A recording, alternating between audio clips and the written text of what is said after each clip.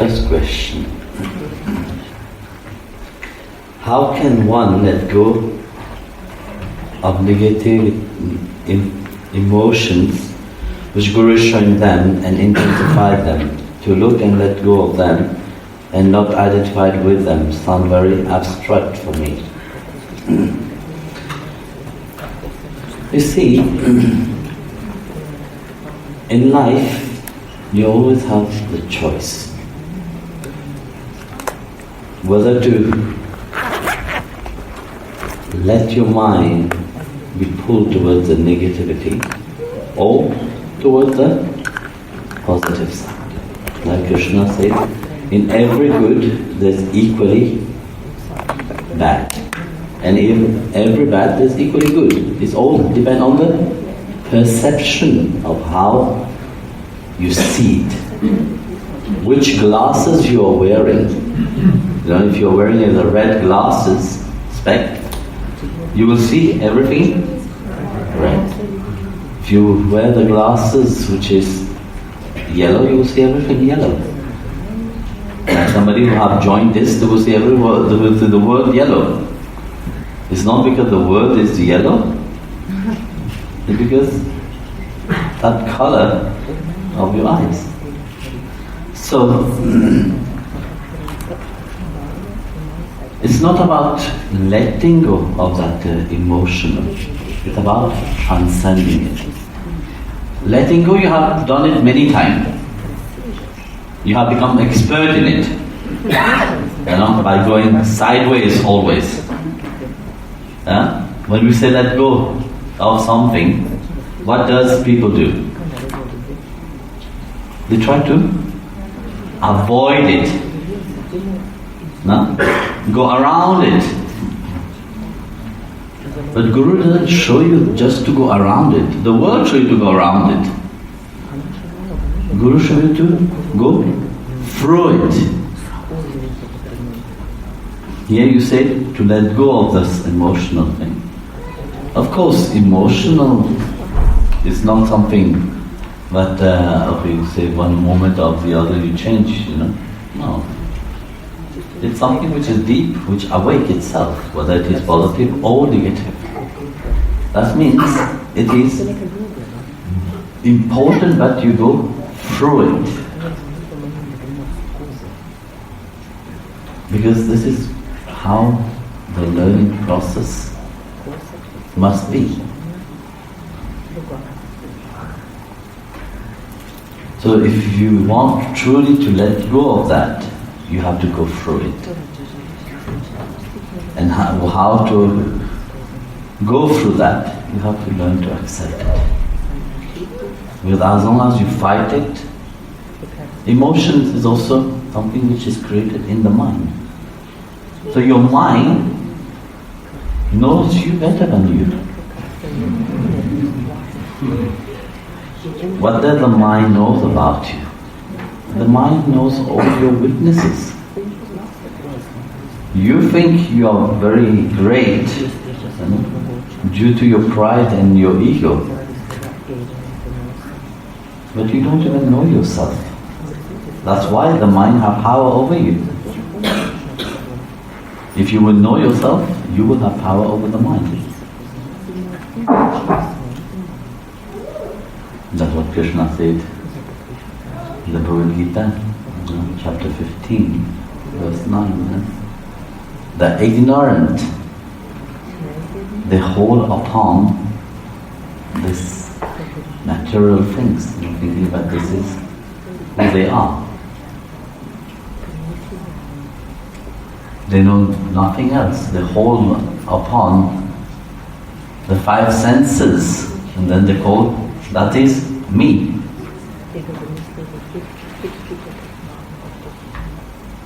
No? But how long would you call yourself this body? You will for sure soon or later drop dead.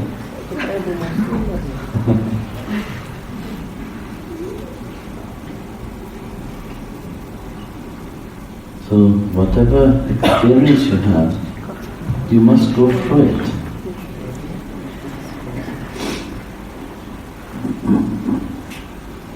How can we overcome subconscious pattern which we are not aware of? But if you are not aware of it, don't bother about it. Why do you have to create things in your mind and thinking that you are aware of something but you are not aware of? And you have to unnecessarily look for problems.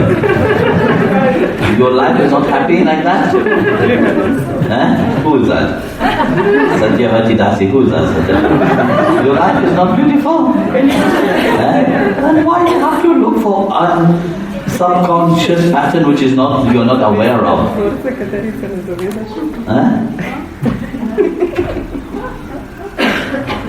You see, whatever will have to come to you will come to you. Then you will be aware of it. When you become aware of it, then you embrace it. Or you let go of it. But if there's, like you right here, which you are not aware, then if you're not aware, why you have to make yourself aware of it? You're speaking more about self-sabotage, something like that. Self what? Sabotage. For example, self-sabotage is a different matter. You are aware what you are doing. Yeah, you know, look. Self-sabotage, where does it start?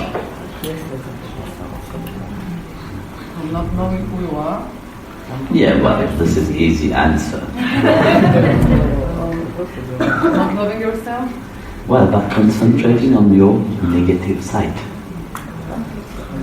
That's it, when you stop self-judging yourself. You see, people, when we say analyzing oneself, is one thing. But start judging oneself is a different thing. Which means when you start judging yourself, you see only the pattern which is not good, the negative pattern. But as our mind is made in a way that negativity is like a moat for ignorant people. And when you are ignorant, negativity is so wonderful. You know it is negative, but yet you are pulled towards that. You entertain it, you embellish it, you are enjoying it. Then after that you complain about it. You understand? So in any aspect, it's not only about this self-sabotage thing. in any aspect in life, it's like that. Because how our mind functions, our mind run towards the outside and hold upon what the masses are doing. So majority in this world, what is happening? Does people are positive? No. Maybe in this world, maybe 2 or 3% people are positive, not even that, probably 1%. So you imagine, energetically, everybody is predominated by that. The influence also of the gross consciousness. So if the gross consciousness itself is sick, that gross consciousness is automatically projected upon, suppressed upon the whole humanity. So that's why you see around, it's easy to see negative things. Wherever you look around, you will see that people are always talking about negative stuff. Hardly you will see that people talk about positive things. And if people are talking about positive things, they are regarded as insane. It is insanity. Or, that's not true. Yeah? You will talk about your spiritual experience to the people on the outside, what would they say? Whether I would believe you? They will look at you as if you are insane. For them, you are crazy. Because they are influenced by a subconscious mind which is governing through negativity. That's why I say those which are on the spiritual path, not all kind of spiritual path. All spiritual paths are beautiful, but still very mine. But those which is on the bhakti path, they're lucky. Because being on the bhakti path is very simple, where you have to fill your mind with the name of God. But at the same time, you have that knowledge which God has given. You change some things inside of you. You shield yourself from the mass consciousness which is negative. So that's why sadhana is important. What you do is sadhana. It's beautiful to sit and be miserable. No? Who don't like it?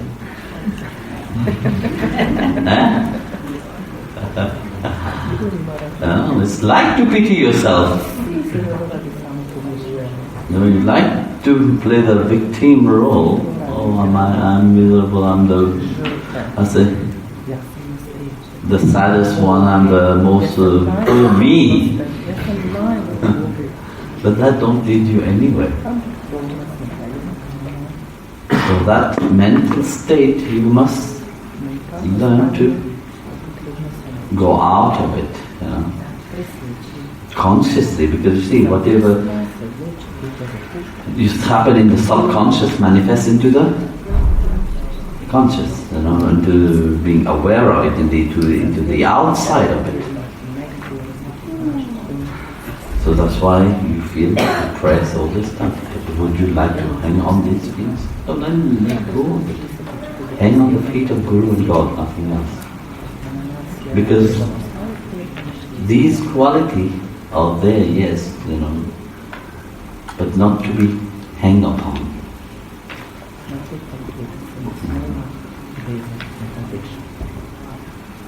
You are supreme control of everything and you control me. Why can't I just surrender to you completely? It's not that your wish will for the devotee. Well, this is funny. You see, God wants everybody to attain Him. Also, every soul wants to attain Him. But one thing God can't do, He can do anything. He can't make people love Him. He can make things around alter and compel nature to alter certain things so that love away. But that willingness of loving must come from yourself. Then it is love. You understand? Otherwise, it is control. Love is not about control. Love is a free offering. Can you force somebody to love you? I know many people, they would lie. Oh, I love that person, but that person don't love me. Of course you will love and that person love you. Can you force somebody to love somebody? You can't. Either you love or you don't love. So the whole things, the whole beauty, of surrendering, the whole beauty of loving itself, is the willingness of giving oneself by one's own self-offering to the Divine. And that the Divine can't do that for you. You have to do it. Like the same way, He offered Himself to you. He offered Himself to you out of love, not forcing. He don't force Himself to offer Himself to you. He don't force Himself to wait for you for millions of years. You said, okay, I'm going to enjoy myself into this Maya world. But how patient He is. He said, I've waited for you since a long time. In the Bhagavatam, there's a beautiful story of Puranjana. You know about it? There was this man who had a best friend. I'll try to get it short. And this best friend was always with him. They were inseparable, always with him. So one day, everybody likes to progress in life. If you stay only in one place, you will never progress in life. Yes or no? So that friend decided to go on an adventure. So he went looking for the best place for him to go. So he traveled in the world. His friend told him not to go, but he didn't listen. He traveled into the world. As he was traveling into the world, he came across a city. So this city was wonderful. The city had 9 gates around. Was amazing. So when he came into the city, he said, I like this city. I will live into this city. So he lived into the city. He started his business. Business was flourishing. And one day, the princess was passing by. And he fell in love with the princess. Of course, princess don't walk by herself, no? She walked with all her bodyguard and everything. So among her bodyguards, there was a big snake, and there was 100 of attendants and so on. But he was so adamant to love her that he expressed his love to her. And of course, she also was very happy with him, They got married. They lived very happily ever after. So, living into, with the princess, every day he was flattering her, how wonderful she is. And as time passed on, you see, being the prince also, he was marrying the princess, he became very proud of himself. How to sustain his kingdom. So he had to conquer. So he had also, you see, when you are moving forward in life, you have also enemies, no? This is natural, because when you are moving forward in life, some people will like for you and some people will not like for you. So his enemies stopped attacking him. So 3 of his enemies attacking him. So finally he was defeated, because the enemy took control of the castle.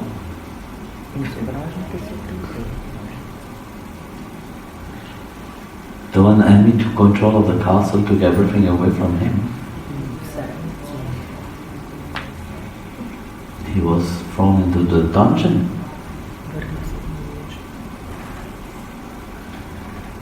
So his friend, long-time friend, was passing by.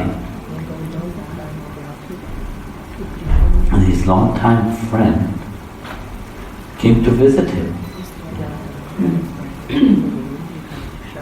Seeing him in such miserable state. And he told him, "What's your problem? I've been waiting for you, you never come to visit. So I've come to remind you."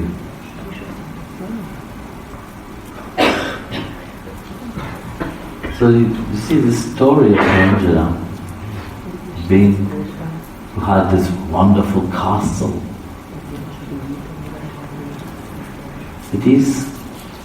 This castle of 9 gates is this physical body. The friend is God Himself, which He is always with, but very often you forget about Him because you're so busy with your wife, which is Maya. Here I'm not talking about man and woman, but everybody, even Mataji, you're all married to Maya.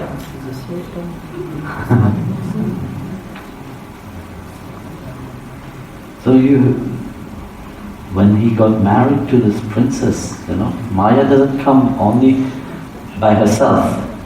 She has a whole suite with her, which attend to her. And her bodyguard is time. With time, everything is consumed. The enemy, when you attach so much to this external reality, it have a beginning and it have an end. The enemy is death. Death will come. When you are so attached to this physical body, you must know that you will die. Don't think that you will always stay fresh and beautiful. No, you will become wrinkled and you will die. This is a reality. No, you don't need to become wrinkled anymore, you will die. Short. You will be flawless and die.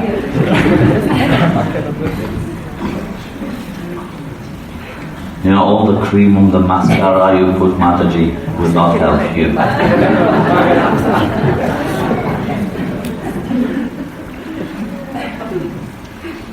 Or Botox you put in. In ancient time, when they will dig out the saint body, they will see the saint intact. And then the church will make them, oh, this is a body, this is intact, so he's a saint, or she's a saint. No. Imagine 10 years, somebody nowadays gets buried. Do you know how many bodies will be intact? A lot of body will be intact. Because it's all plastic.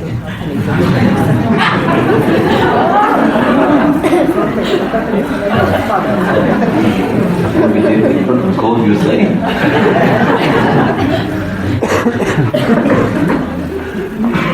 So this is how people think, always they will stay.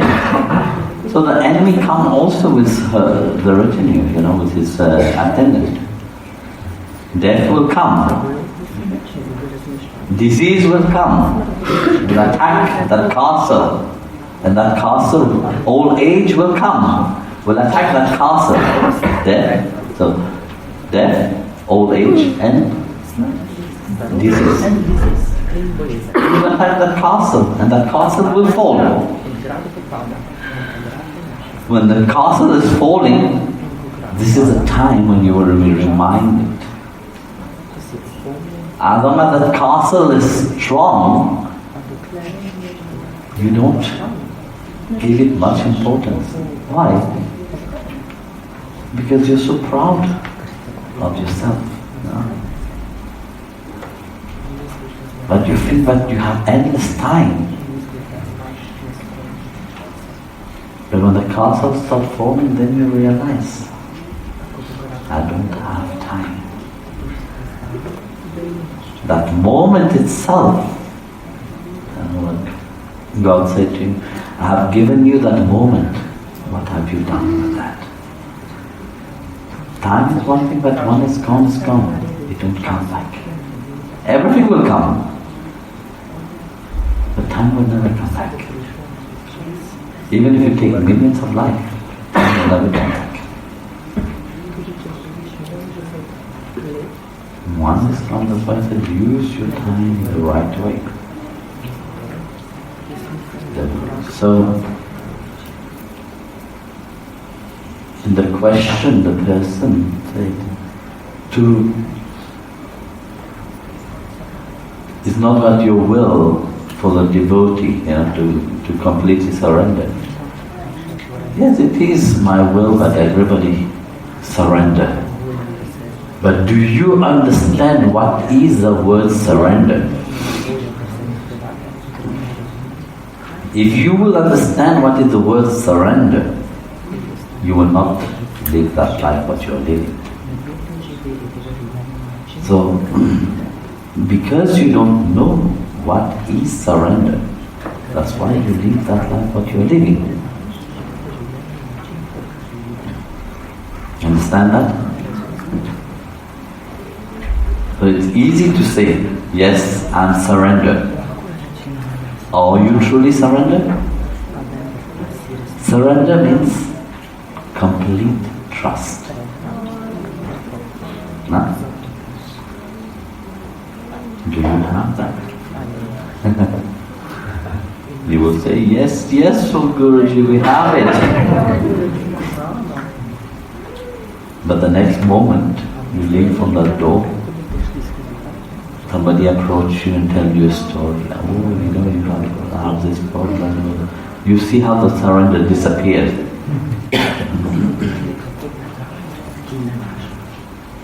So that's why, you see, when on the spiritual path, if you want to approach God, you must offer yourself. The moment you know what is that surrender, what it means to be a devotee. This is from your side. This is the beauty of a relationship also. I think God just said, okay, I just control everything, you all become realized. Then what would you learn? What would you do to have? You will never be able to appreciate what you have. No? People from one day to the other, they become billionaire, or millionaire, whatever. If you don't know how to handle that, the same million can be a curse for you. I've seen people, who won lottery from one day to the other, become billionaires. They become crazy. They regret their life that they have won so much money.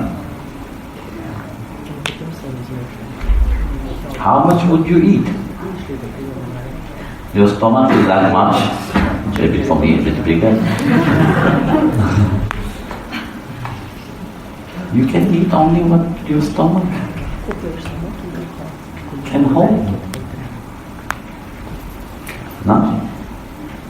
You can have billions, but if your stomach can eat only that much, can you fill it up more because you're a billionaire? You can't. You can sleep on a bed,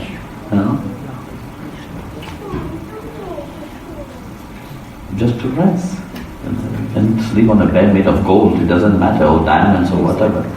But if you can't sleep, would your money buy that sleep for you? And drink pills, yes, but that's not real sleep. So, like that, you see, in a relationship to God, that willingness to also have a big weight. When a devotee offers themselves to the Guru, you have to understand that you are under the protection, you are under the care of the Master. But this happens only when you give yourself. I can drag you and pull you, but it will not make much sense, because you will go back again to the same stupid things. But if you have transcend the stupidity and let go of it, and then offer yourself, then you will move forward. Do you understand the two different? Click of finger, yes, can give you realization. You will not appreciate that. You will abuse it. But if you earn it, if you work for it, you will know how to spend it also.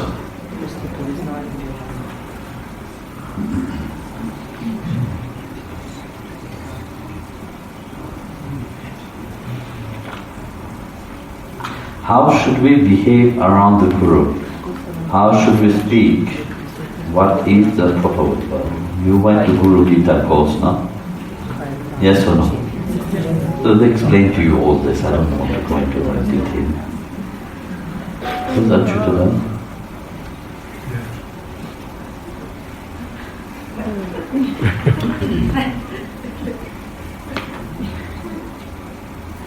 Can you ask Swami Revati for that? Thank you. Why should I talk about how to behave? You are a devotee, you should know about that. Huh?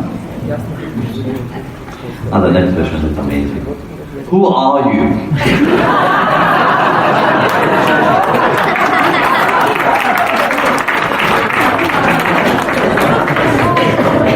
Difficult question. I have such a multitude aspect of myself which is very difficult to tell you who I am. Huh? Who was that?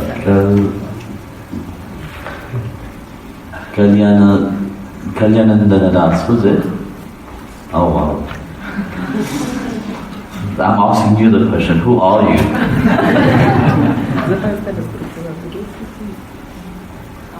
Depends on things. Depend on the thinking. The way you think, the way you are, you're becoming very, the French, who was it, the French philosopher? He said, the way I think. Because I think, Yeah. What is it? The card. Descartes, yes.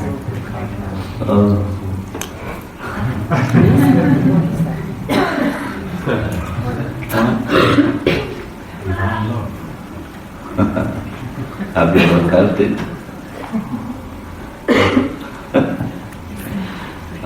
This is the problem. Look, me, I know who I am. My whole thing is about, the most important thing is that you know who you are. It's not about knowing who I am. It will not make any difference for you to know who I am. If I tell you I'm the Supreme Personality Himself, will make you happy? So, that's why ask me something like that.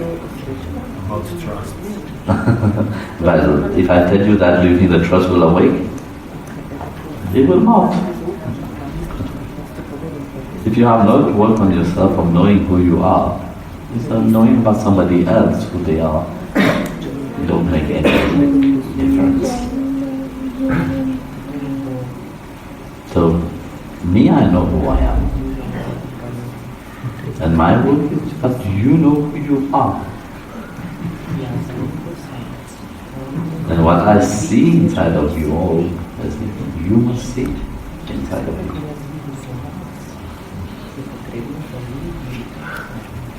So, the moment you know who you are, you will get to know who I am. Good one, huh?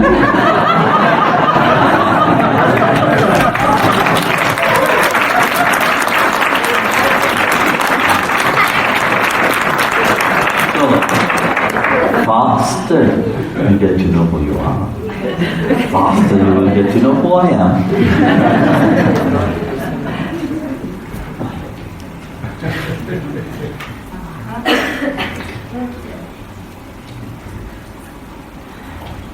So who I am?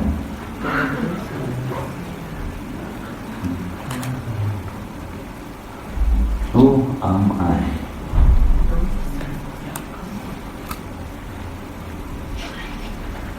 Ignorant people will see only the outside reality. No? Because you see yourself also the same way. You don't know yourself, you know only what your mind perceives you to see. Is it that who you are? No, it's not. Huh? It's vibration, I see. Vibration? Why are you talking about cheap vibration thing? You're more than that.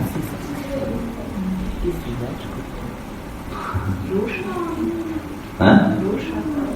Dosha?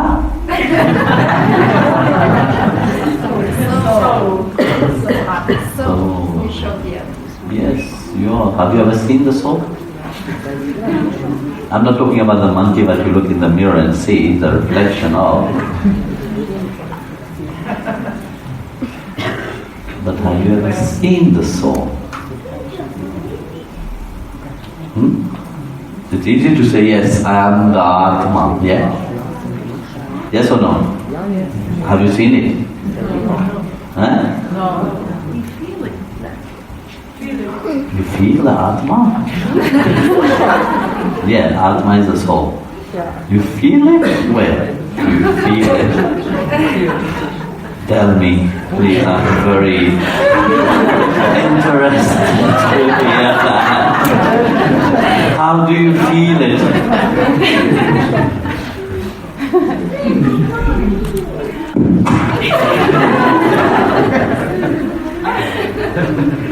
Maybe inside. My existence. Clever. Without the soul, you will not be alive, no? Everything is an aspect of the reminder that you're still alive. Without that, you will be dead.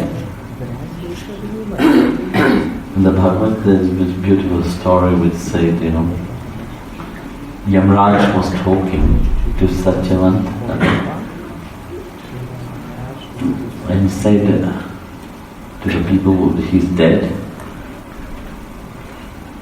And the people were crying. Well, you know how it is.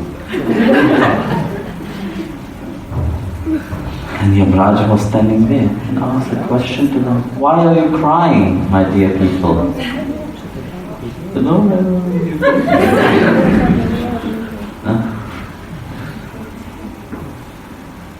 And Yamraj said, well, do you know him which is inside?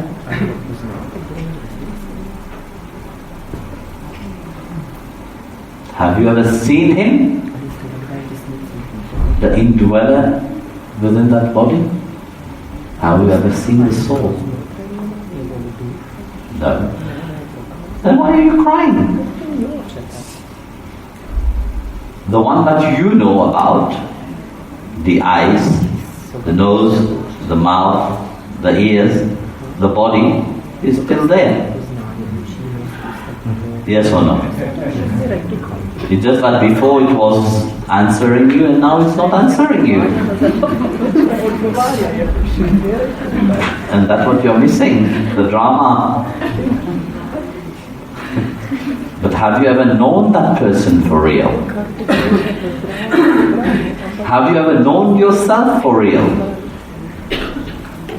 Have you ever seen that person for real? Have you ever seen yourself for real? No. That's why one gets attached so much to the outside. Because you have never seen who you are. When you come for darshan, you think you open your eyes big and look in my eyes, thinking I'm looking at your eyes. No, I don't look at your eyes. I see your soul, who you are. What your soul is hunger about, what your soul has to get rid of. That's what I see. And cleanse and purify so that you can come closer to the Supreme Lord Himself. I see in your soul. I know who you are, more than you do know who you are. And yet you want to know me.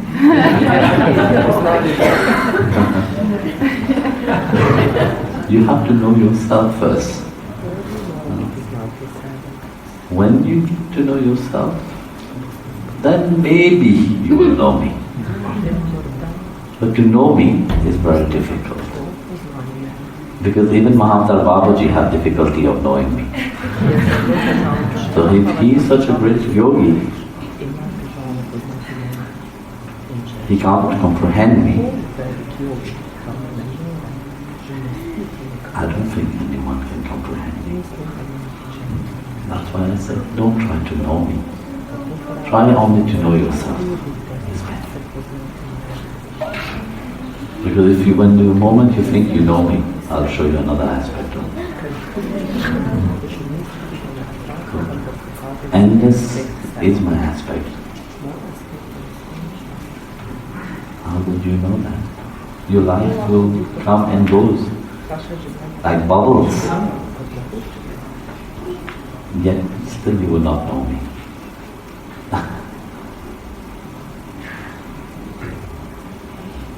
So the best is to know yourself. Knows who you are. Better, no?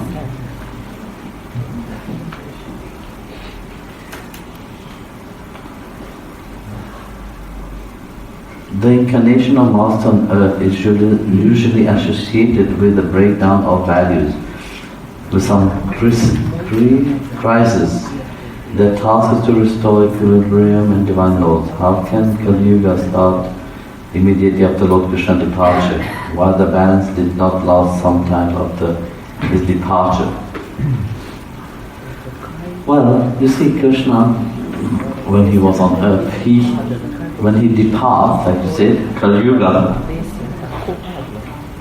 started. Yes or no? So, like I was explaining, you see, in all the yugas, there is the intermingle of each yugas at the same time. So don't think that in Dwarka, Kali Yuga was not there. Don't think that in Treta, Kali Yuga was not there.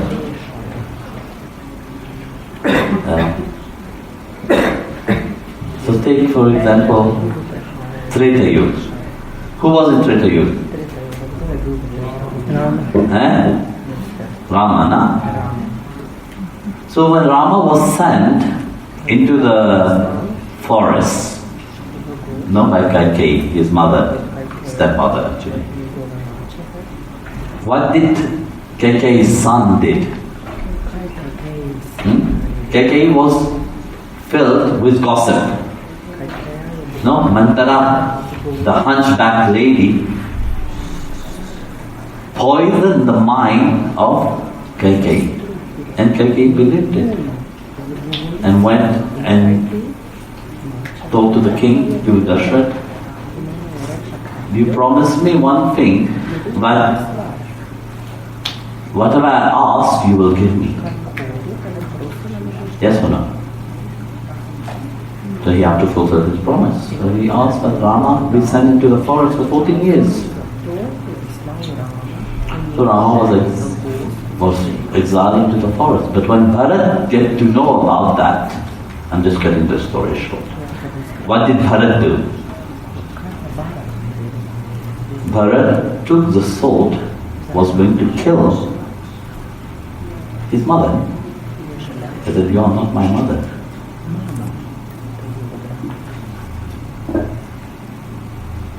So that action itself is Kali Yuga.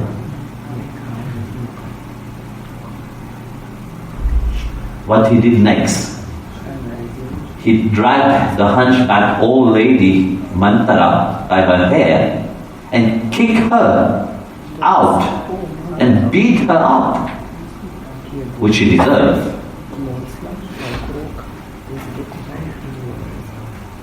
But that action is Kali Yuga itself. In Dwarka, you see Bhagwan, the Supreme Lord Himself, are manifest. Everything should be in peace, no? But was there peace? There was treachery everywhere. The action of Dushashan itself, pulling the hair of Draupadi, that was Kali Yuga. So you see, the effect of Kali Yuga is not just when Krishna disappeared, but also when Krishna was still there.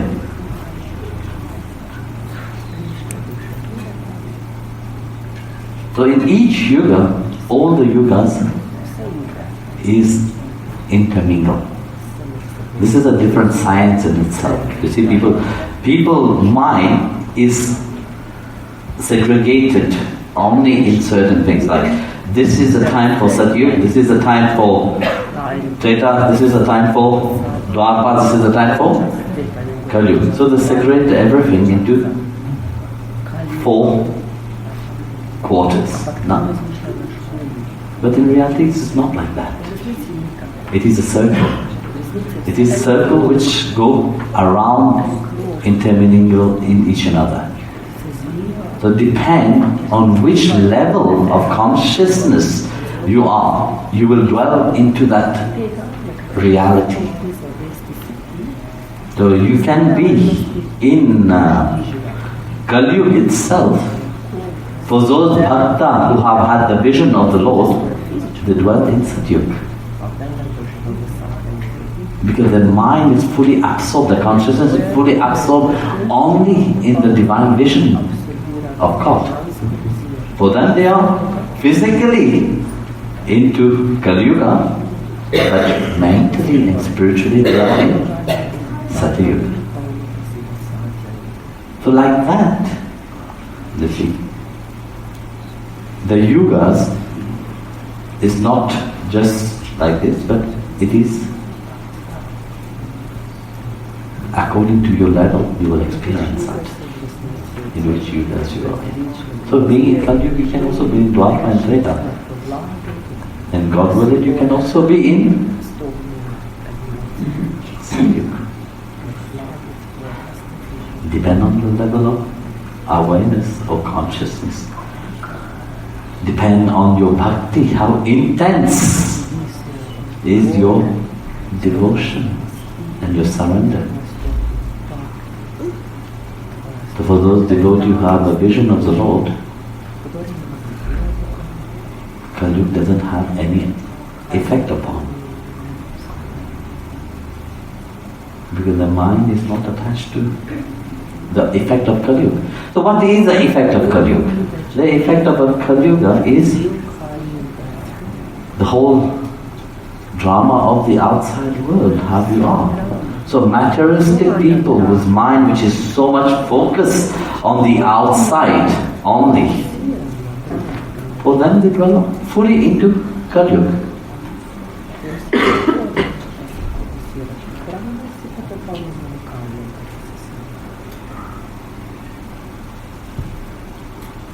It is said that there is this 3 gunas, no? But there is also a 4th one, which is divine. So you dwell into this world of matter.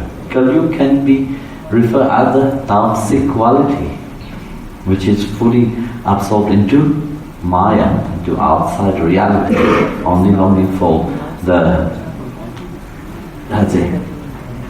things, material things, and only I, and my, fully pride and ego. These are tamasic qualities. Those with this quality they dwell fully into the Kali Yuga reality. Then you have Rajasic quality, which is, don't know where they belong to, which is majority of the people. No? So majority of the people doesn't know. They said, yes, there is God, we pray to God, but we also like very much this world. We like to have a comfort life, we like to have everything luxurious, we have everything, They have 1 foot into the world and 1 foot into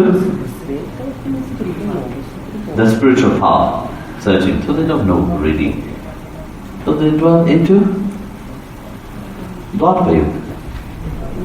Like you have the 2 forces of positive and negative, which is constant fighting with each another. The Pandava and the Kauravas. Then you have those which want to be good. So then they dwell into Treta Yuga. Because everything is serene. Sri Ram is an expression of that serenity, calm, and so you have people which is good people, which is on the spiritual path. They are very dedicated and very, they are very disciplined with themselves, like you devotees are.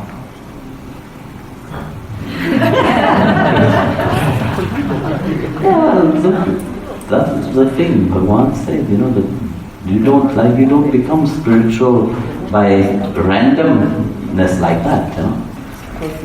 It's due to your many lives of sadhana, many lives of prayers, but you get to become devotee. Don't think that it's just happened just like that. So you dwell for the bhaktas. That's why Krishna praise his bhakta. And that's why he said, I place the dust of my bhakta on my head.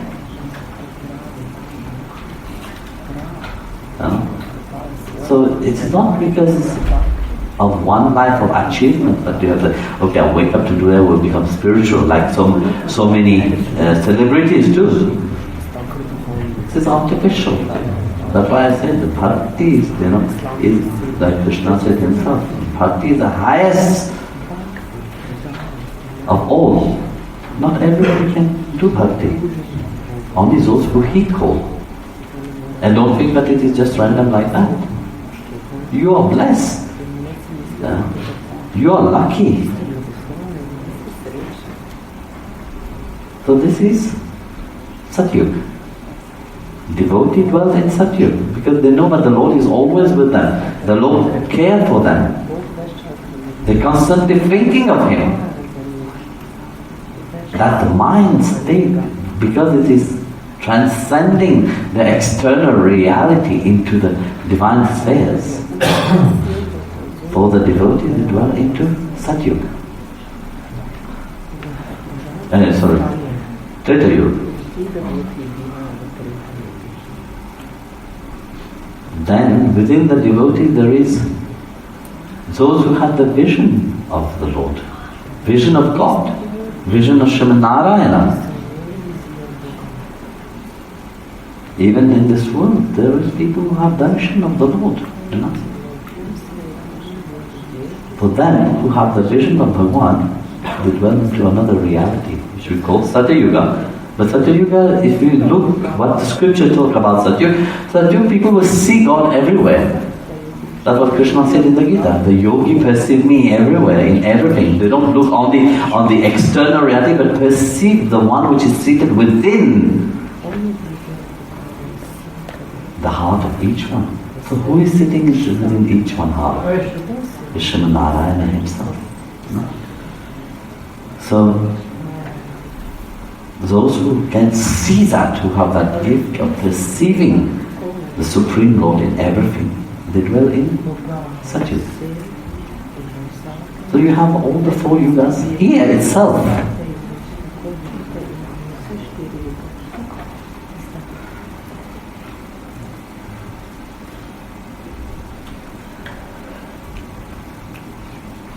So here you are saying, breaking down, now that you have to understand a little bit about these four yugas. So it's true, when a master comes, he will come to balance things. Huh? But he didn't say that he will come to balance things the whole world. He said that he will come to balance things for those which need to be balanced. Jesus had come. No? He was crucified. Everybody said, yeah, he took the sin of the world and go. Have the world changed? The world didn't change. So what do you think you will be able to change this world? Krishna had come. Did the world change after that? No, it didn't. But for those which have truly understand why he have come, for them the world have changed. You understand the two differences? It's not about the whole world changing. This is a misconception of people understanding. They think that an avatar will come and chop the head of everybody and say, yeah, peace. Kavak avatar, no? No, it's not like that. We will restore the balance first in the people. They will chop the ego and the pride.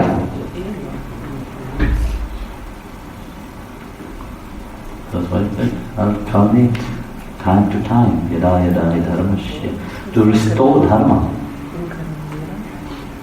But he will restore dharma only to those who understand what is dharma. He will restore dharma only to those who want to change. No? If somebody don't want to change, why would the Lord force and change them? That human does. And nature is doing her work, you see. With time, everybody will change. Even if they have to take hundreds and thousands of lives, they will change. This is inevitable. That's what Krishna said. Changes is one thing which is constant.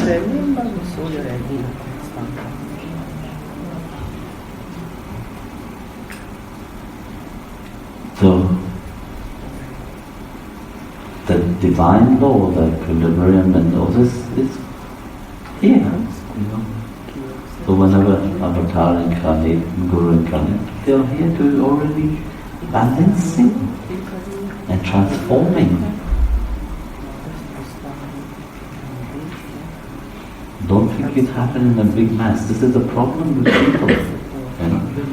The people, they want that everybody loves them. Yes or no?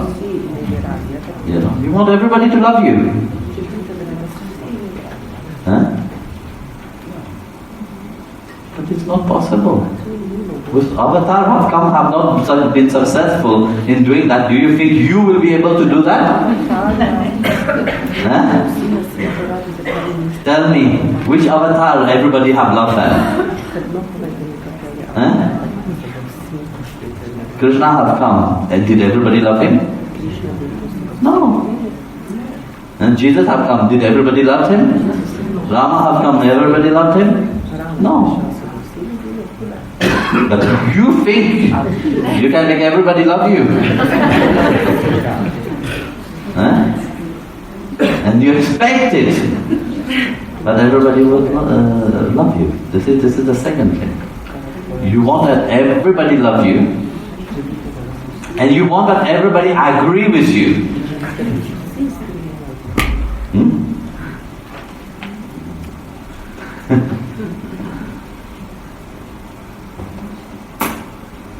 But when one goes, no, I don't agree with you, what happens? You become miserable. When you find out that one person don't love you, what happens? You become miserable. Because you have placed yourself being the center point.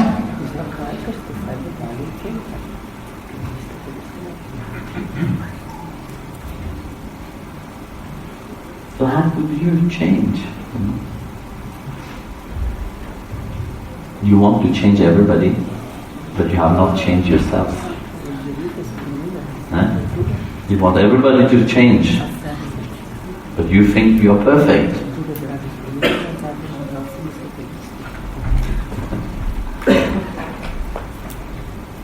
First you must change yourself. Then you will see how the world change. When you move from here to here, then you will see the beauty behind everything. Then you become, like Bhagavan said, you become a yogi which perceives the Lord everywhere. Then you will see the changes also into the world. Even if the external is in so much chaos, so much movement, but yet, because you're centered within yourself, you're centered in the Supreme inside of you, you're centered in God inside of you, you will see the world completely different.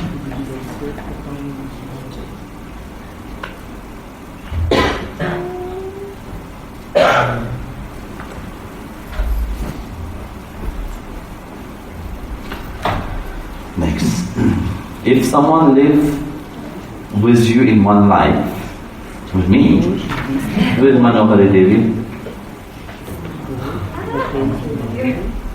huh? You?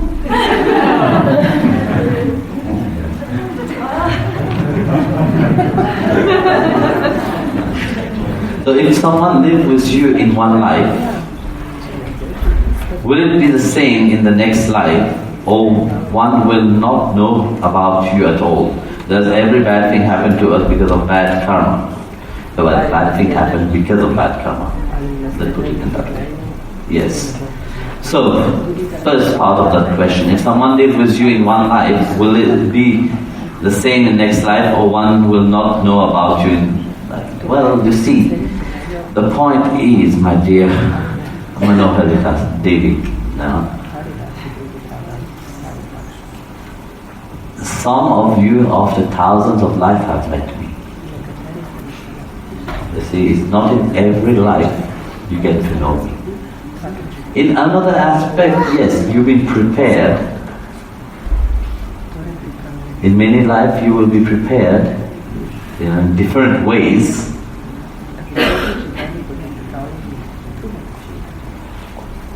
But each time you come, I don't come. So I stay from up there and plan everything. Understand? So like that. When you're ready, then whenever I come, then you will come. But you have to be wise. Cold will be, you all will be cold. But only few will really get what I'm saying. Interesting question. You see, this is in the mind of people. They think that, okay, in this life, we'll not achieve that, and maybe next life we'll try it. And then next life we'll say, maybe next life. In this life I didn't have a good mother or a good father. I didn't have much of the material things. Maybe next life I will have. But like that you keep looking forward for the next life. Also you do that with the Guru, also thinking, in this life I can't really surrender to him. Maybe next life I can try it. You will incarnate many times until the next time we meet again.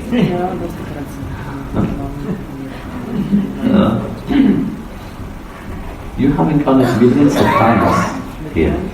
I have come only 127 times. Imagine, in the endless course of time itself, I have come only 127 times. And you have come millions of times.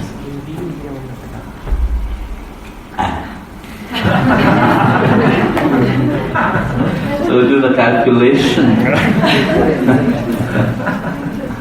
In the millions of times, how many times we really meet? So, but nevertheless, I live inside of your heart and you live inside of my heart. So that's the most beautiful thing. We are ever connected.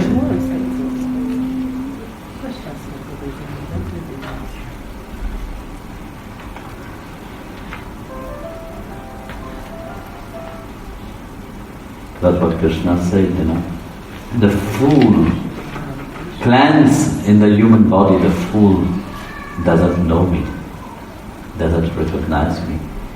They think of me being just like them.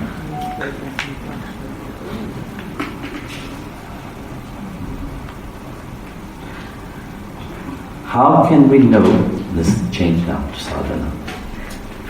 How can we know which sadhana is the most appropriate for us? Well, how would you know which sadhana is appropriate for us? You just need to do what the Guru is telling you to do. And practice it. It's been given to you because this sadhana is important for you. But you think you're more clever. You want to do more other kind of sadhana. So whatever you see within the sadhana, for sure you will not be able to practice everything. The most important thing is that you do your japam every day. And you do the chanting of 10 minutes of? Just to chant 10 minutes of chanting which will keep you healthy. That is very appropriate for everybody. Then how do you have your personal sadhana, which you do? I guess so. Yes or no? Yes. Okay. Sometime. Okay, then it's better to do it sometimes than never, isn't it? Prabhu, we are very good working people. We are getting tired every day. Yes or no? Or we are very lazy people. Eh? No. So what are you? Hard-working people, that's why you don't do your sadhana, or you're lazy people, you do it because that's why you don't do your sadhana? You pick something. Which one? Hard-working? And you're so tired, but you find an excuse not to do your sadhana? Yes or no? How many of you say yes? 2 people, and the rest are lazy people.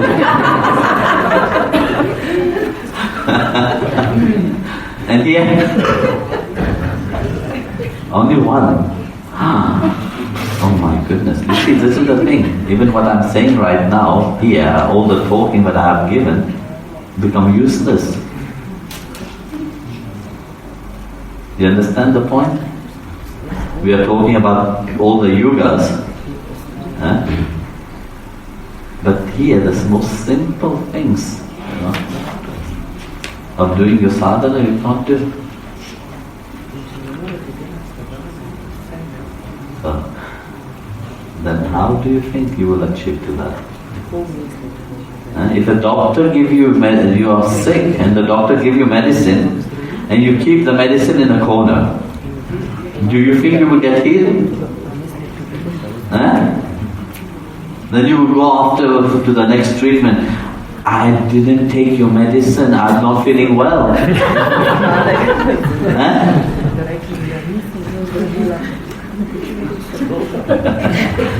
Doctor do his role, do his duty. But you must also do your duty to drink the medicine, no? Yes or no? If you want to get healed, you must drink your medicine. If you want to achieve what your aim is, you must do your sadhana. The doctor will not come and poke you behind.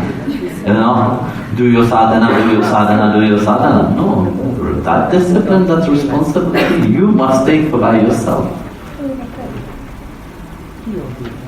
If you don't take that responsibility, you can't expect to attain that goal.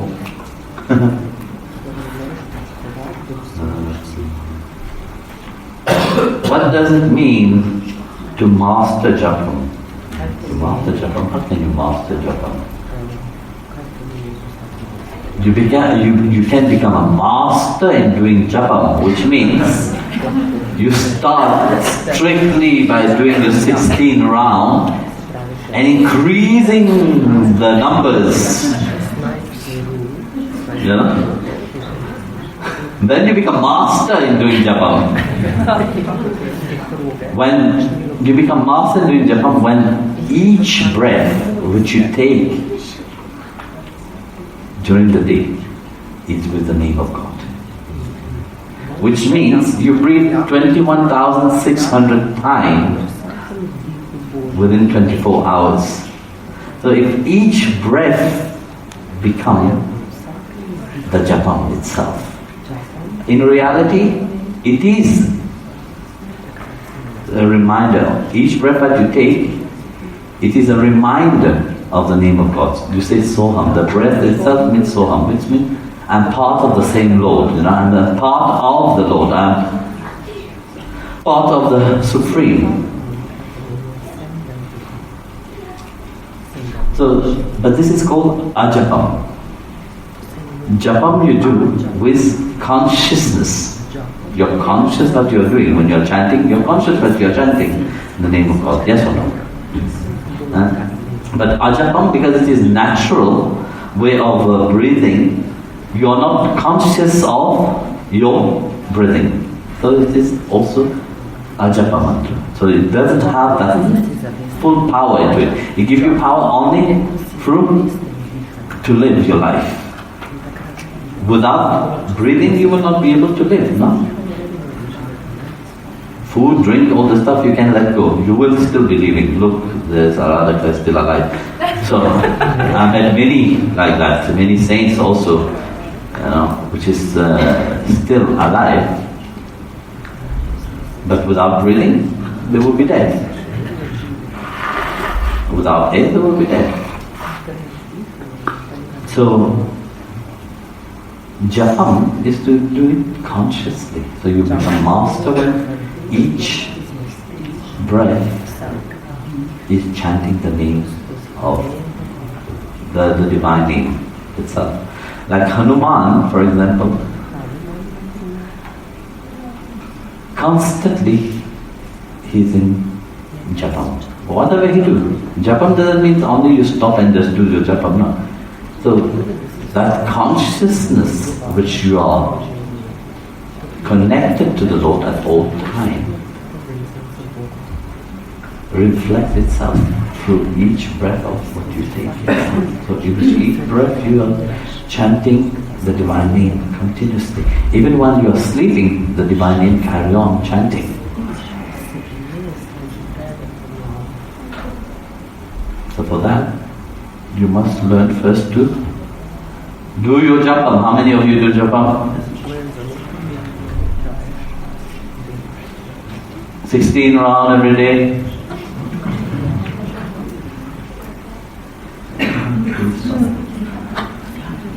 Okay. You do japam every day, Rajina? Asha? Yes, I do, but not 16 rounds. So,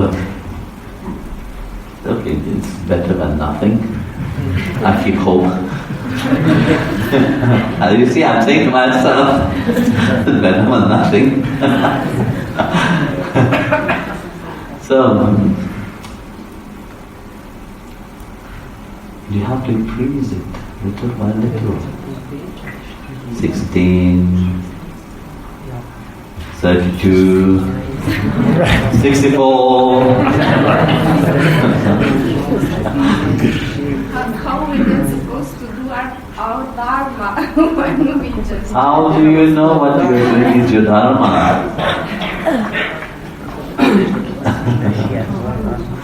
Like I said, you see, while chanting the name of God doesn't stop you of doing your duty in daily life. So you can chant now, everywhere where you go.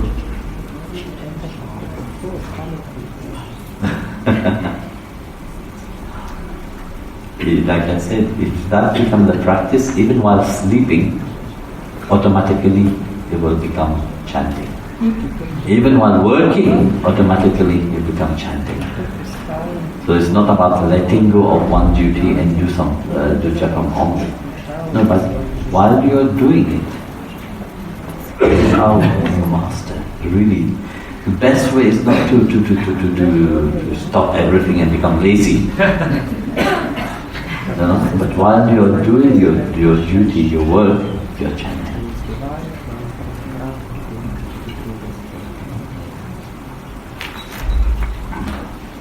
How can we understand that our Atma practice is done with bhakti?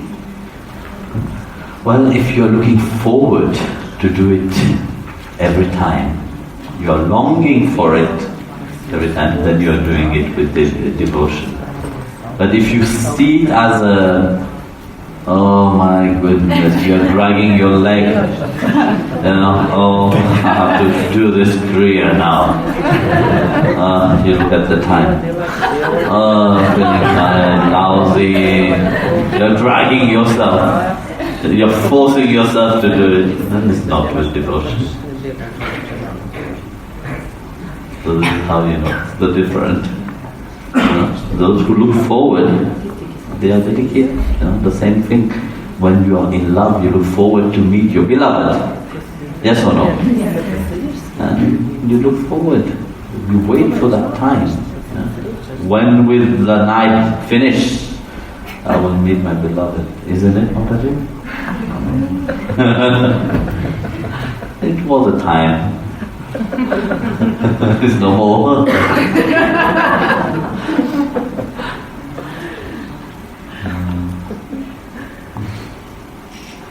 Like that, you are doing it with bhakti always. Not bhakti, forcing.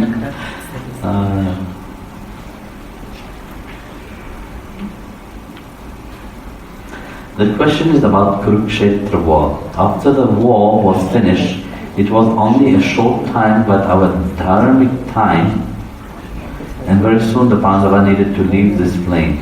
And it seemed that the Maya take over, but Maya was always there. There's not a single time where Maya is not there. There's three things which is eternal: Maya, Jiva, Ishvara. Maya, Atma, and Bhagwan. This is three things which is eternal. So Maya was always there. Without Maya, you would not be able to function. Huh? So let's see the question. Pandava need to leave the plane and see that Maya take over. Why after war was not the peaceful and dharmic period sustained? Bhava. Here. And where is the? Yes, this Bhava. I get you two confused, or still the same, So, you see, like I explained right now, Maya was always there. When the war was over, there was other small wars which were fight. I don't think that the war, the great war Mahabharata was, like I said earlier, if Krishna had come to bring peace, he had bring peace, yes, but for those which is surrender, those who are truly understanding. So, peace was there. But those which was still agitated through the pride and ego, how can they be peaceful? They will always be angered, no? And people will always look for something to make themselves very important. Yeah. Either through doing bad things, fighting, gossiping, judging, criticizing, and so on. They think that they become very important by doing such things. So your question is, why after war was not the peaceful and dharmic period sustained? Like I asked you a question earlier, was there a time where it was truly peaceful? So the history of time itself, you see, from the men of the cave, there was always some fight for power. So why is that? Even if they didn't have that understanding, but yet fighting for power was always there. So you understand the point? What is that point behind? The point is that even after the war, even when peace was restored, if you have not rise above, you have not conquered your mind, you will fall again. That's why we say, like refer to the previous question, after Krishna left this plane, Kali Yuga entered. No? So Kali Yuga entered, which means a different phase have entered. So the mind have gained more power into it. Even if the Lord Himself have descended upon this world. But to those who have truly understand, when we look at the really, those who, the kings, even the mother of the Pandava, they all left. What they went? They went into the sadhana. Even the blind king, which he was so full of pride and of arrogance for his son, when his 100th son was killed, he was rendered humble. He was forced to be humble.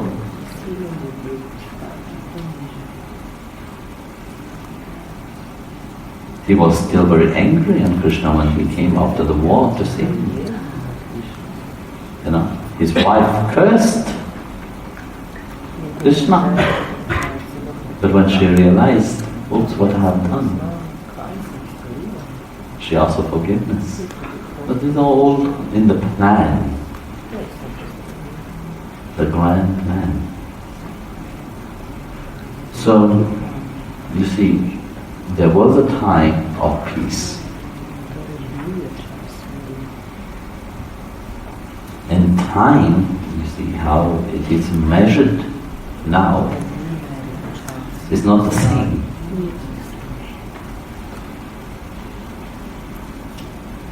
There was still not only those who were in the war, of course those who died into the war, they all attained a very high spiritual realm because they died when the Supreme Lord Himself was present.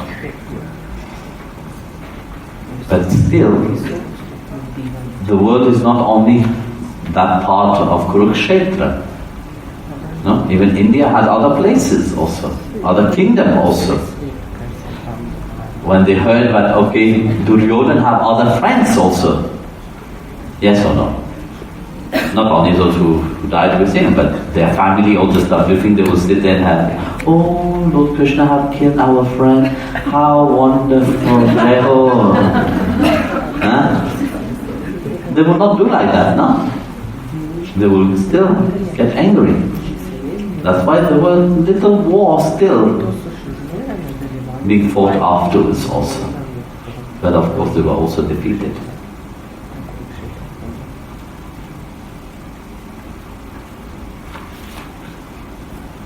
Otherwise, even if Bhagavan Himself had come to restore peace,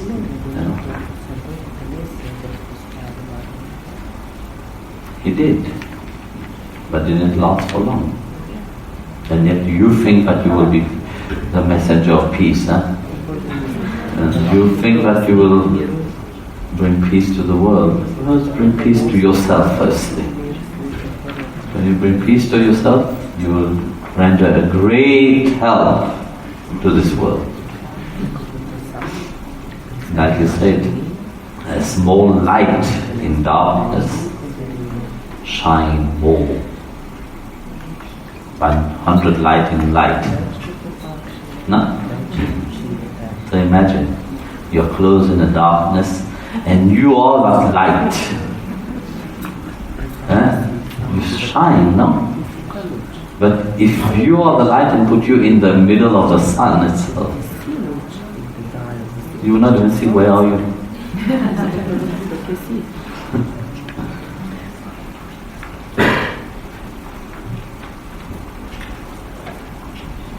How the soul also personally, and is it changing too? What is this question? Has the soul also personality? Yes, of course, you have an individual personality. That's why you keep incarnating, no? Without that individual personality, you will never be able to have a relationship with God. You will never really understand what is love. This is due to this individual personality, but you can feel love, bliss, or whatever, depending on your stage of spirituality. So is it changing too? No, your individual personality stay always your individual personality. The Atma itself stay always the Atma. That is the individual personality which you keep, that Bhagavan have willed to, so that you can manifest and express that. For expression, you must have two. If you are one itself, you can't express yourself. Then you will be called a crazy lunatic person.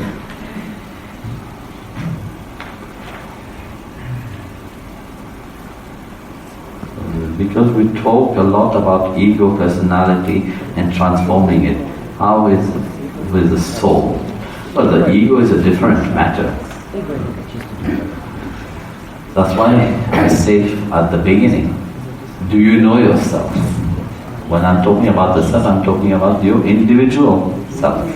And that individual self does have also a spiritual body, does have his own divine identity to it. That's why also in one of the satsang I was telling something which I should have not said, but I will not say it right now. But let's say it. No, I just forget about it. No, I don't want to tell.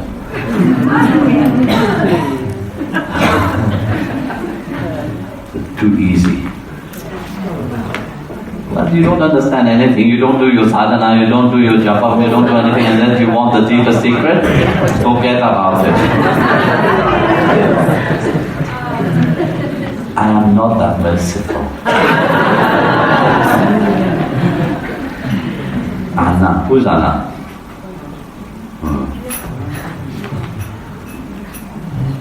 Don't think I will give it to you afterwards. No, I don't.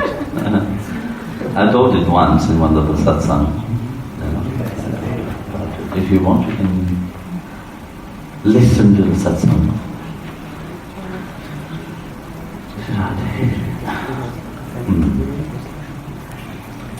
Let's jump some question.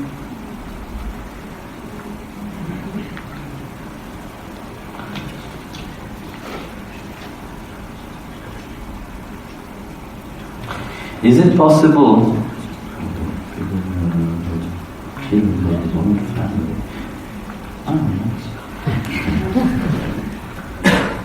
people usually say that we should leave everything to you.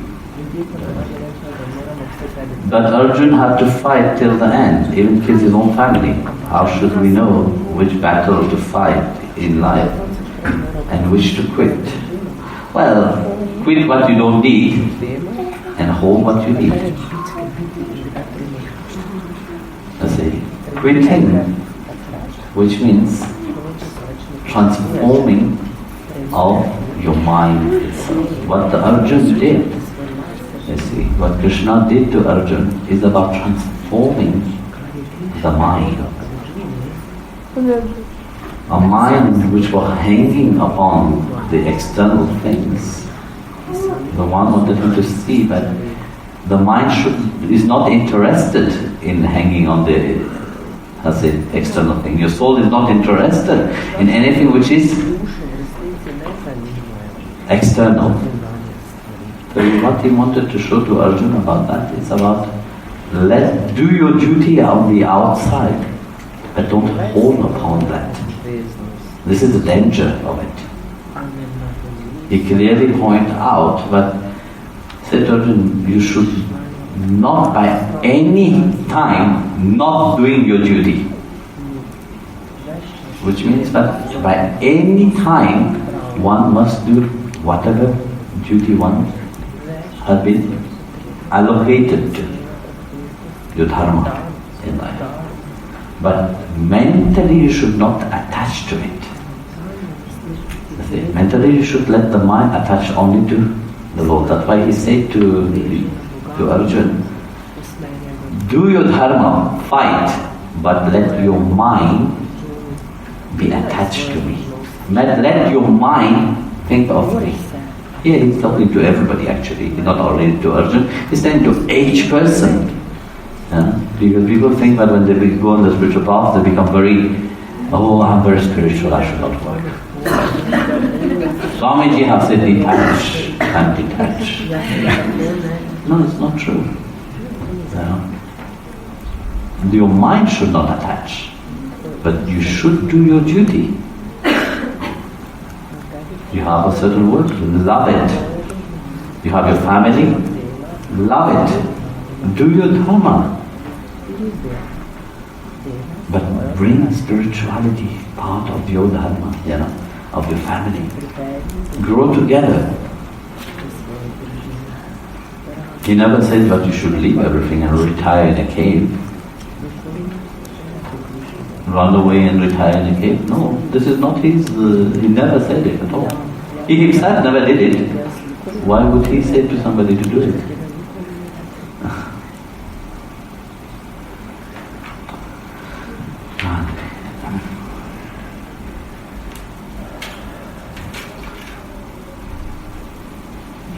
Is it possible between two human beings who are both surrendered to God to share God's love for each another? And is this love possible only between Bhakta and God? No. Look, as you said in the question itself, if you are both on the spiritual path, of course you can share love together. And it is, in reality, it gives you the strength to support each another. When one is falling down, the other one is get up. Do your sadhana, do your spiritual practice, and vice versa. So you become a support to each other. But that understanding must be there. But you both are living primary for God. So your soul is constantly attaching itself to God from both sides. This is individual. Between you and God is individual. Don't think that you have a partner, even if they also love God the same way as you do, but that is between, I would love that partner, and together we'll hold hand and go. No, you can hold hand and support each another here, but your relationship between you and your beloved Lord is individual. Does it become like that? Triangle. That's why I said love is always free. Because love is true for the mind, but love becomes free when the divine. Of course, for the sadhus and the saints and all those whose mind is fully absorbed in Him, then it is this relationship. The relationship to God doesn't mean that you should not have somebody in your life, But that prime must be there. But God is the center point. But He is the aim of both of you. It's not that, you become my aim, you become my problem. And there will be, why do you give God more importance than me? No, I have the devotee's husband which is complaining. Isn't it?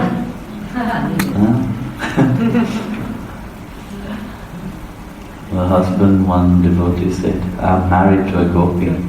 Only Guru and Krishna all the time. Not a single moment for me.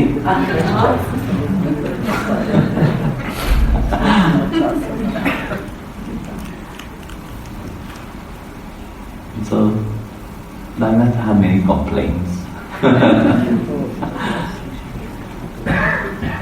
Both are devotees,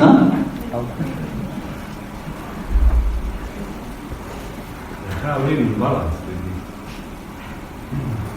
Like I said, you see, if you have both the same aim, then it is split. But it also comes with respect, when you respect each another, and when you trust each other, then there's no problem into that. Because you see, for example, your wife is not doing anything wrong, the same vice versa. So that trust is there. What would you be happy? But your wife, I'm not talking about you right now. Just to clarify. What would you like? Your wife is going somewhere else which you don't know about and then doing other things. This also have met people like that. Very often, if the wife is on the spiritual path, husband is not. And in the mind of the husband, it's crazy. Imagine the mind of this poor Gopi's husband, what they went through. So, what would you as husband, what would you think? Or you as wife, what would you think? You don't think it's better that your husband is on the spiritual path? Having a love relationship to God? Or you will love your husband to be in a pub, having a love relationship outside to somebody else. I love that my Don't know.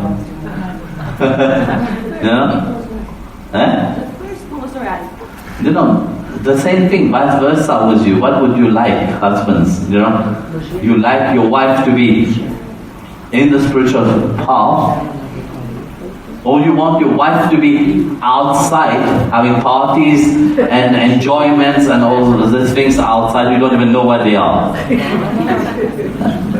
You understand? There is a certain things, but yet still you find people which is complaining about. Not much interest in me. Only Guru and God. Well, but in reality that's not only reality. Your relationship lasts only in one life, but Guru and God relationship to you lasts for many, many lives. So which one is the most important? So, once your karma is finished, you never meet again. You will meet as brothers, sisters. Imagine that shocking. I can't imagine my brother. But how many? Once in the life you were a child of that person, one in the life you were husband of that person, one in the life you were the wife of them, and this thing keeps swapping roles until the karma is finished. When the karma is finished, there's only one place, which is the temple. As long as there's karma, your Atma is eternally to play in that circle of birth and death. But there's only one place where the soul has peace. That's only the place which is eternal. But this place is not eternal.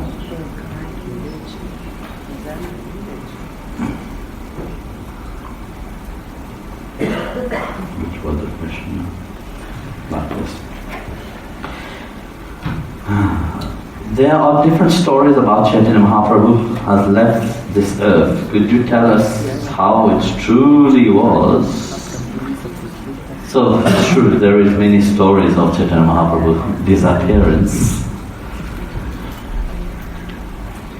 And one story is that he jumped into the sea and never to be found again. Another story, he disappeared into total Gopinath deity. And another story is what he disappeared into.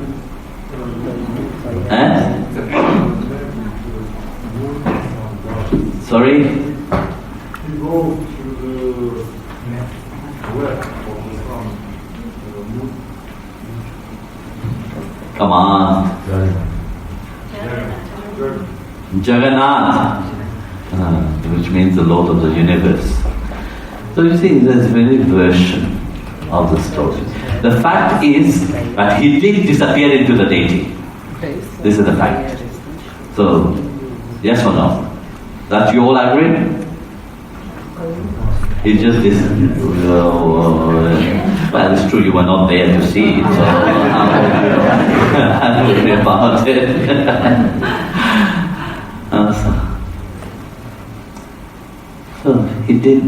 he disappeared into Jagannath. There's many stories, said in Totapuri and so on. But in reality he disappeared into Jagannath. Happy?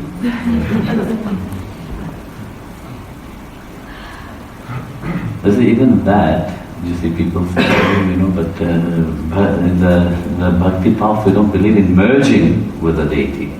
No? But you see, when his body becomes light and disappeared into the vigraha, meaning he ascended to the supreme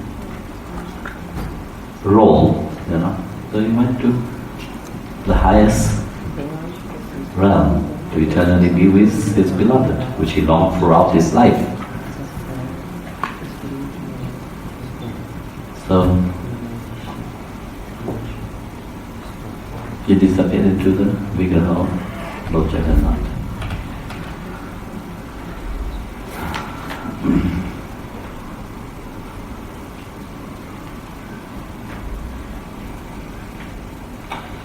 What is the purpose of illnesses?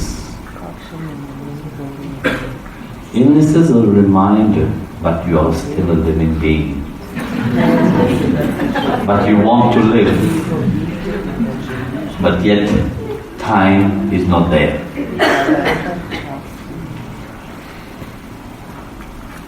It depends on which kind of illness. You can get a flu. It's not that you're dying with that, but some people can die with the flu also. It depends which kind of flu it is.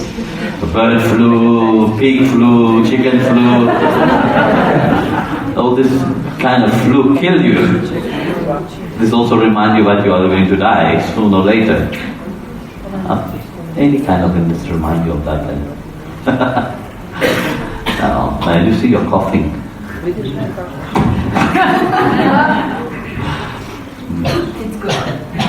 No, depend on the illnesses. Some illnesses is due to fatigue. When you're tired and your body needs rest, and you are not giving enough time to your body to rejuvenate itself, then it takes its time by itself. Then it make itself fall sick, so that you can rest. Then you have mental illnesses, which willing you drag yourself crazy. This is also a very grave illness. And of course you have other illnesses as a reminder, terminal illnesses, which remind yourself the purpose of life itself. Because as long as you are living a very good life, most of the time you don't want to know that you are a living being. Most of the people on this world don't think that they are living. They'll go around like zombies, forgetting the most important thing in themselves, which is life itself. They think that they will earn everything, they will hold everything, they will have everything. But then nature snaps her finger. Everything will be taken away from you. You can't even take that. How small is the hair? How thin is its hair? You can't even take that with you. But yet you claim to aim to have everything, to hold upon everything. There's this beautiful story of an American man, what is his name?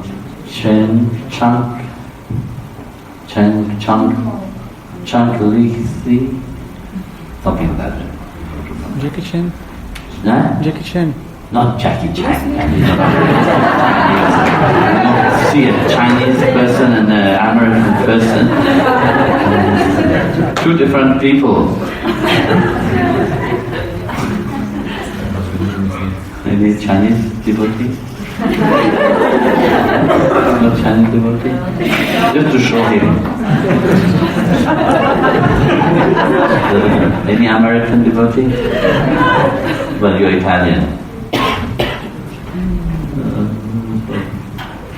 Please, actually, look for a picture and show him the difference. So, Leary, something like that, his name is. He was actually we can say he was a billionaire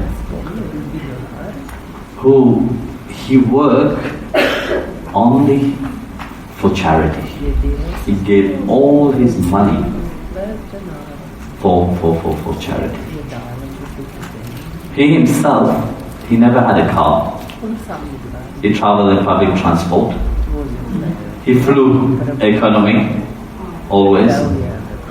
He wore the old watch which he had when he was young, still working. Well, you need a watch only for time.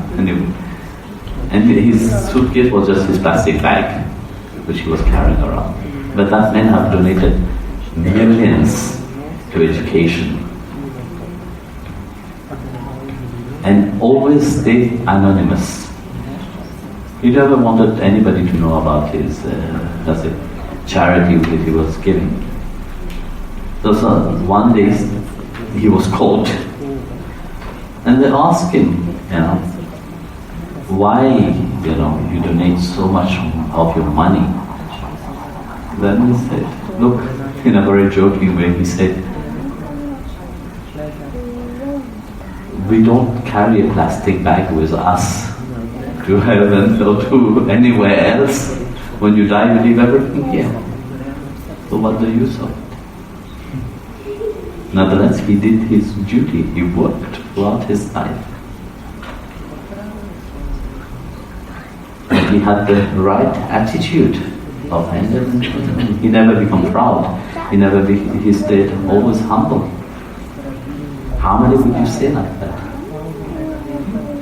I've seen so many who have not that much money, but still pride. They have full of it. But that they will carry with them. You see, your pride, your arrogance, your attachment, all the stuff. This you will carry with you in your next life also. The same thing, all the good things that you do carry also with you. But anything which is material, you will leave it behind. So when your mind is saturated with mental sickness, which is called obsession, and when you become obsessed about that, then life will remind you, hey, calm down. You are above all, you have a soul. You are living to enjoy that life itself which God has given you.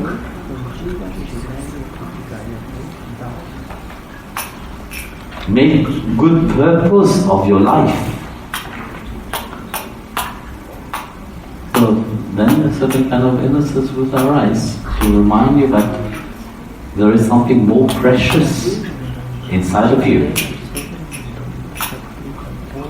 That you have to honor that. And that is life in itself. Give your life its real purpose of being here. And this reminder, I call it an invitation card. That when God sent His invitation card in that way, this is the only invitation you understand. He will send the Guru to remind you, you will listen or you will pretend to listen, but yet you don't understand anything. No? So like a child, you tell the child, don't do this. The child will still do. Then what you do? A little slap. Maybe you're good people, you don't matter, you don't give a little slap to your child. But where we come from, you get beaten up. But you learn.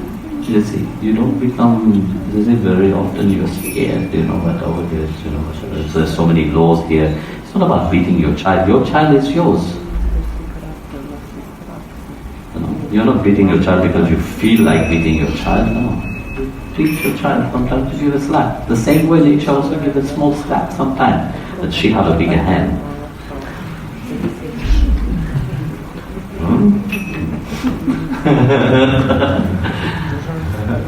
But that will remind. So it's better to have a slap now than later on life give you a slap.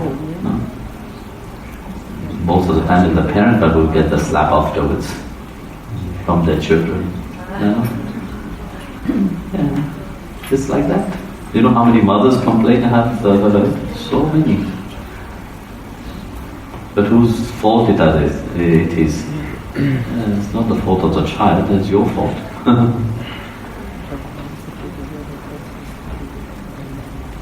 So this is the thing. When time is moving forward, you see everybody want to be very happy, very good and very perfect. And really you're not doing the right thing. When you had to say no to your child, you give whatever the child was asking. So the same thing with life itself. I think when life was showing you, reminding you in an easy way, but you took it for granted. But then life will have to give a bigger slap. Then we give a different slap to a different kind of people. So, that is the purpose of illnesses. Or, some illnesses arise as an excuse to exit this world. Those who doesn't have any karma, they still will utilize this as an excuse to depart from this world. There are many ways into what you look at it.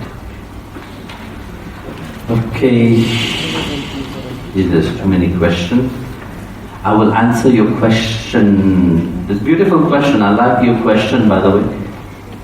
I will answer your question during the satsangs, whenever I'm out here. You can watch it on live streaming. Check it there.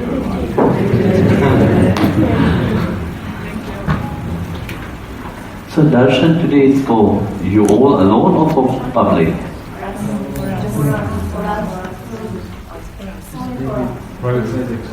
Only those people. Only the country. Only all of you? I can just do it now. Are you hungry? No. I just fed you with so much love and so much satsang. You're thinking of your child, oh, poor child is eating. Mother. How can I sing? I'm hungry right now.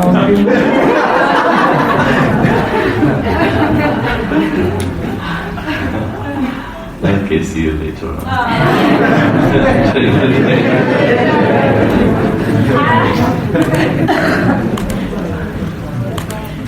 Keep this question for me, please. I stop there.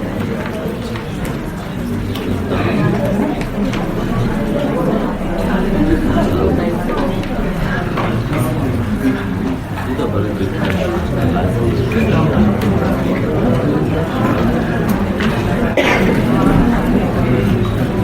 You can see who is hungry very much. They're running quickly. Yeah, excuse me.